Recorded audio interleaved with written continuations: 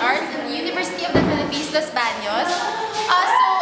For this year's SONA, nahalata ko lang kasi the past SONAs, ang ginagawa lang po ni Ninoy ay nag-rant po about sa current situation of Philippines without really doing anything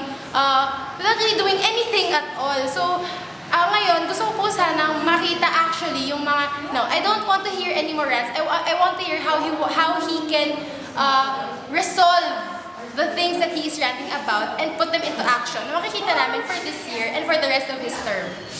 Yun po, wala naman po kasi talagang particular. Pero since I'm a member of the youth right now and I'm still under the education sector, siguro po yun din po ang sana i-prioritize niya. At alam ko po kasi na kung gaano po nakaltas ang budget cut ever since na nag-start yung term niya.